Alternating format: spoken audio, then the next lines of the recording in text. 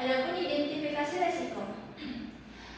Identifikasi resiko keterlambatan pelayanan IGD. Deskripsinya, keterlambatan pelayanan IGD, keterlambatan penanganan pasien gawat darurat dapat meningkatkan risiko keselamatan pasien, termasuk kematian atau komplikasi serius. Dampaknya tinggi, keselamatan pasien terancam, kemungkinan sering terjadi, beban kerja tinggi, tingkat risiko tinggi, kategori risikonya itu high.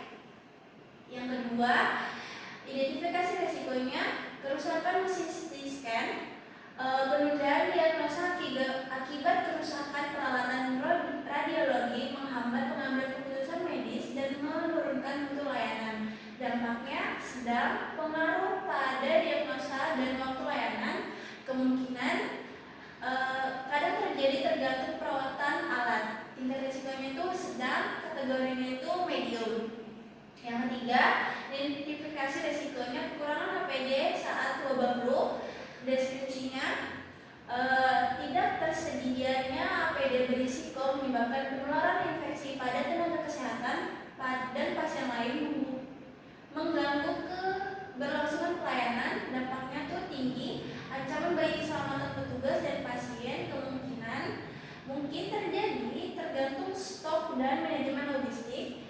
Yang terus itu tingkat risikonya itu tinggi, kategorinya high. Yang keempat, identifikasi risikonya, tingkat ketidakpuasan pasien rawat jalan. Deskripsinya, keluhan pasien terkait waktu tunggu, komunikasi, atau fasilitas yang tidak memadai dapat mengaruhi citra dan kepercayaan terhadap rumah sakit.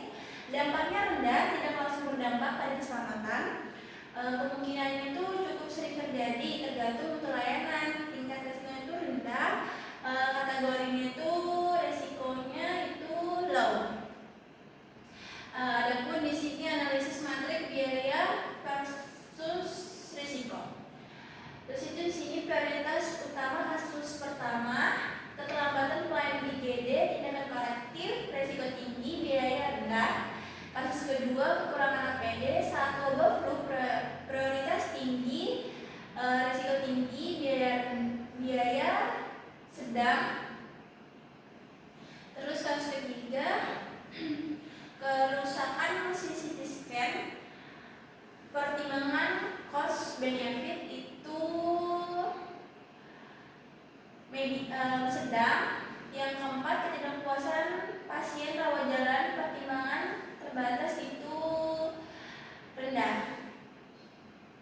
IGD yang pertama, reorganisasi alur triase IGD agar pasien gawat darurat segera tertangani, PI 1. Yang kedua, menetapkan SOP waktu tanggap pasien kurang dari 5 menit sejak kedatangan, PI 2. Yang ketiga, menambah tenaga medis jaga pada jam sibuk, PI 3. Terus itu kerusakan mesin CT scan. Yang pertama, menerapkan pemeliharaan preventif dan prediktif secara rutin, PI 1. Yang kedua, menjalin kontrak perawatan dengan vendor resmi, PI 2. Yang ketiga, menyediakan rujukan sementara ke rumah sakit terdekat bila alat rusak, PI 3. Kekurangan APD saat wabah flu. Yang pertama, membentuk buffer stok APD minimal 3 bulan. Yang kedua, menyusun mekanisme pengadaan darurat vendor alternatif. Yang ketiga, monitoring stok APD secara digital. Yang terus selanjutnya, ketidakpuasan pasien rawat jalan. Yang pertama, melakukan survei kepuasan pasien secara rutin. Yang kedua, pelatihan komunikasi efektif bagi tenaga medis. Yang ketiga, sistem pendaftaran online untuk mengurangi waktu tunggu. Selanjutnya, contingency planning. Yang pertama, keselamatan pelayanan IGD, rencana cadangan, aktif tim selagi lintas unit dengan sistem pencatatan manual dan lakukan rujukan sementara ke rumah sakit dijaring bila pelayanan IGD terganggu. Yang kedua, kerusakan mesin CT scan, rencana cadangan, gunakan layanan rujukan cepat ke rumah sakit mitra serta alih gunakan alat radiologi lain XRI atau USG sebagai pengganti sementara hingga CT scan berfungsi kembali. Yang ketiga, kekurangan APD saat wabah flu, rencana cadangan, gunakan APD reusable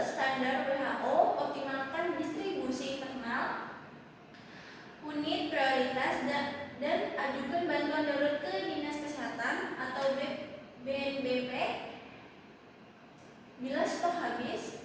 Ketidakpuasan pasien rawat jalan, cara cadangannya itu lakukan survei manual, tingkatkan komunikasi langsung oleh petugas front office, dan buat sistem antrian darurat sederhana bila sistem digital atau fasilitas pendukung tidak berjalan. Adapun di sini klasifisasi analisis keselamatan pelayanan IGD, yang pertama biaya A itu reorganisasi alur SOP triase 10 sampai 15 juta, penambahan tenaga jaga dan pelatihan 50 juta per tahun, sistem antrian digital 25 juta, kontrak perawatan rutin 100 juta per tahun. Manfaatnya meningkatkan keselamatan pasien dan kepercayaan publik, efisiensi alur pelayanan IGD. Kerusakan mesin CT scan, biayanya itu kontrak perawatan rutin 100 juta per tahun, pengadaan alat cadangan 800 juta sampai 1 miliar, sistem pelaporan digital itu 20 juta. Manfaatnya waktu tunggu diagnosa berkurang, layanan tetap berjalan tanpa gangguan besar, umur alat lebih panjang karena perawatan rutin. Baik, di sini adapun kesimpulannya, identifikasi resiko. Rumah sakit menghadapi risiko utama pada keterlambatan IGD, kerusakan CT scan, kekurangan APD, dan ketidakpuasan pasien. Adapun analisis matriks kasus biaya atau risikonya, rumah sakit memprioritaskan penanganan risiko tinggi, berbiaya rendah, dan sedang yang berdampak besar pada keselamatan pasien. Strategi mitigasi difokuskan pada penguatan sistem pelayanan, perawatan alat, dan ketersediaan APD untuk menjaga mutu dan keselamatan.